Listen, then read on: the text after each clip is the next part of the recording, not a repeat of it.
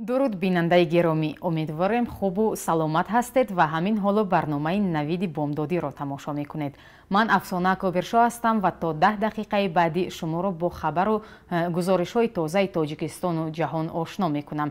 имрӯз 23 ноябр аст ва соат дар душанбе 11. раҳбарони Арманистон ва Озарбойҷон аз нақши Русия дар мавриди Қарабоғ гуфтанд. Помпео аз Толибон даъват кард ки оташбаси доимӣ кунад.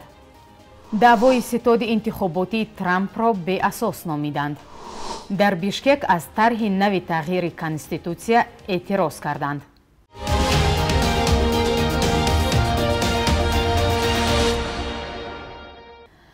дафтари матбуотии сарвазири Арманистон аз қавли Сергей Лавров, вазири корҳои хориҷии Русия, гуфтааст ки арманиҳо дар ҷанг ҳамеша дастгирии Русияро эҳсос мекарданд.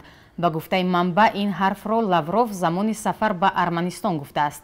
Сергей Лавров, вазири корҳои хориҷӣ, ва Сергей Шойгу, вазири дифои Русия, бо Никол Пашинян, сарвазири Арманистон, рӯзи 21 ноябр мулоқот карданд. Никол Пашинян пас аз имзои созиши оташбас дар мавриди Қарабоғи кӯҳӣ зери фишори мухолифон қарор дорад.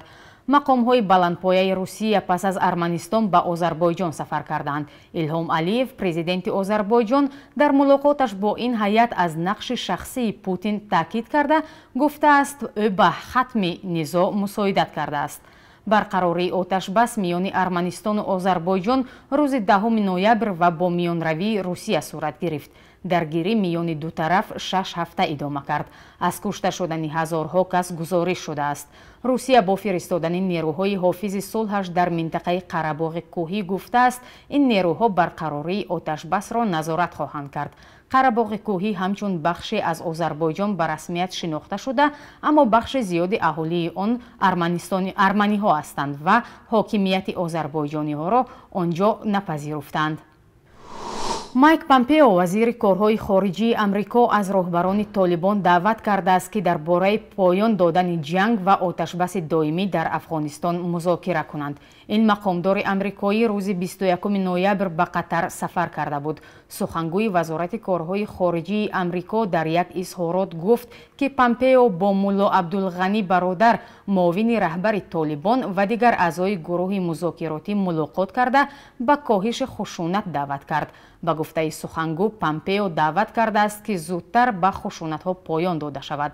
вазорати корҳои хориҷии Амрико 20 ноябр хабар дода буд ки Помпео қасд дорад ба таври ҷудогона бо намояндагони давлати Афғонистон ва ҳайати Толибон дар Доҳа, ки ба маркази дипломатии ин гурӯҳ табдил шудааст, дидор кунад.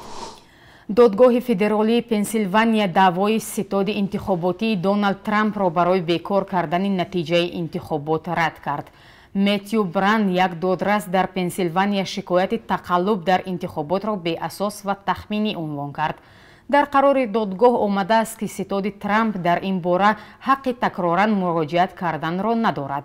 қаблан ситоди Трамп иддао карда буд ки ҳангоми овоздиҳӣ тариқи почта дар ин аёлат қонуншиканӣ шудааст. онҳо гуфта буданд ки 700 000 варақаи овоздиҳӣ бояд бекор карда шаванд. интихоботи президентӣ дар Иёлоти Муттаҳидаи Амрико рӯзи 3 ноябр баргузор шуд. бар асоси натиҷаҳои пешакӣ, Ҷо Байден, номзади демократҳо, пирӯз шудааст. дар Амрико ҳанӯз натиҷаҳои расмии интихоботро эълон накарданд, вале бар асоси арзёбиҳои расонаҳои Иёлоти Муттаҳида, Ҷо Байден 306 рай ва Доналд Трамп 232 райи ҳайати интихоботиро ба даст овардааст. барои раиси ҷумҳур шудан дар Амрико 270 райи ҳайати интихоботӣ кофист. Шуҳрат Қудратов, адвокати шинохтаи тоҷик, бо нишонаҳои сироят ба COVID-19 дар як беморхонаи Москав бистарӣ шудааст. ин адвокати шинохта, ки наздики 4 сол дар Тоҷикистон зиндонӣ буд, пас аз озодӣ барои кор ба Русия рафт.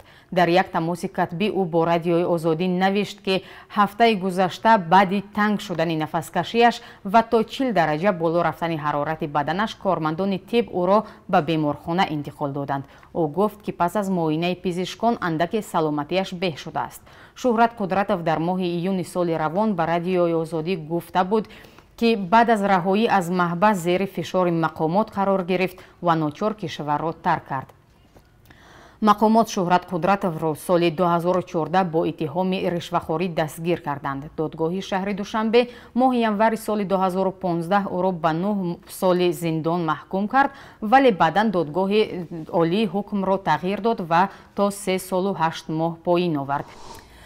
як гузориши Радиои Озодӣ дар бораи сарнавишти оромгоҳи Навобод дар шаҳри Душанбе ки моҳи июл таҳия шуда буд, баҳсеро миёни ширкати сохтмонӣ ва раёсати манзилгоҳҳо ба бор овард. давоми гузоришро ҳамкорамон Шаҳлои Абдуллоҳ пайгирӣ кард ва ҳоло тафсилотро дар гузориши Шаҳлои Абдуллоҳ бубинед.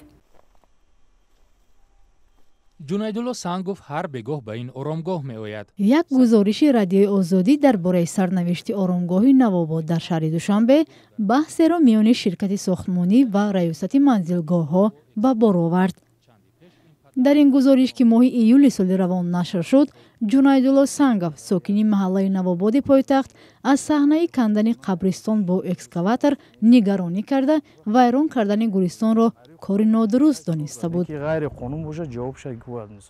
замони нашри гузориш дар раёсати оромгоҳҳо ба Радиои Озодӣ хабар доданд ки ин қабристон баста шудааст ва дафн кардан дар он ҷо манъ аст. Зайналобидин Назаров роҳбари ин муассиса он замон гуфта буд, роҳ соли 2013 таъмир шуда, дар пайи он устухонҳо аз зери хок берун шудаанд. аммо як масъули ширкате ки ин роҳро таъмир кардааст, далели дигар дорад. роҳи ки ба манзилгоҳи оромгоҳи Меҳробод соли 2011 сар шуда буд, ҳама механизмҳои мо, техникаҳои мо кор карда буданд дар инҷа. дар ҳамин сол гӯё ки дар вақти ҳамон кор ба оромгоҳ наздик нашуда ҷои техника кор кардаги буд, онҷа ҳама экскаваторҳои мо булдозерро кор карда буданд. гӯё ки кадом устухонҳо ёфтан, ҳамонҷа ҳақиқатан дара кора вай хобонда будем. ин ҳамин маҳаллада вай карда будем. раиси маҳаллаю домлои ҳамин маҳалла қати вай кардем. гуфтанд ки ҳеҷ гап нехай, ягон устухон биронда боша, ҳамина оварда ҳамин оромгоҳе ки ҳамон вақт буд, ҳозирам ҳамон оромгоҳ ҳаст, ягон вайш ба канда гур кунанд. ӯ гуфт масъулини раёсати оромгоҳҳо ҳангоми сохтани истгоҳи техника ва анбори нигаҳдории намак дар назди қабристон корҳои сохтмониро шурӯъ карданд. раёсати худи оромгоҳ барои ҳамон техникаҳошон ҷо мекунем гуфта кандан, аз онҷа кадом устухонҳо баромадааст. ҳамин устухонҳо гӯё ки мо давай кардем ки гӯё ки мо ҳамин кора карда бошем, ҷамъияти мо, ин аз суханони худи ҳамин сардори оромгоҳ ки ин хеле нодуруст мебошад. ин ягон асоси вохӯӣ надорад ин кор. дар ҳамин ҳол дар раёсати оромгоҳҳо гуфтанд, муроҷиати онҳо барои гирифтани иҷозат барои сохтмони истгоҳи техника ва анбори нигаҳдории намак ба ҳукумати шаҳр бепосух мондааст. бори аввал нест ки сокинон аз тахриби оромгоҳи маҳалли зисташон шикоят мекунанд. дар гузашта чунин баҳсҳо бо ширкатҳои сохтмонӣ ё афроди алоҳида то додгоҳ рафтааст.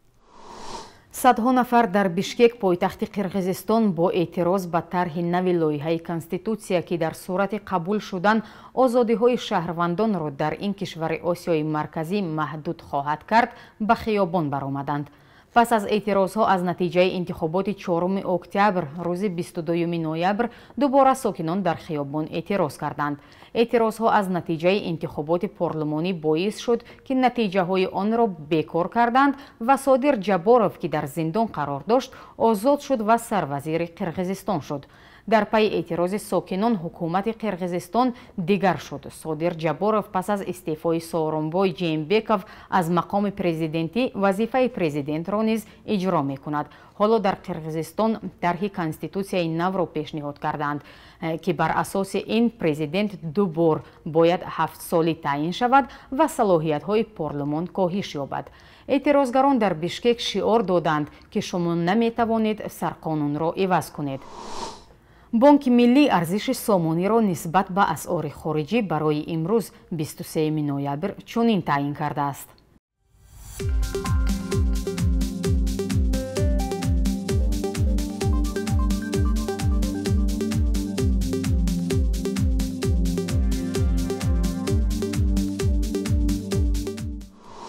шумо хабару гузоришҳои тоҷикистону ҷаҳонро аз барномаи навиди бомдодии радиои озодӣ тамошо кардед. баъд аз чанд соати дигар ҳамкорам Шаҳлои Гулхоҷа шуморо бо хабару гузоришҳои тоза ошно хоҳад кард. саломат бошед ва бо мо буданро фаромӯш накунед.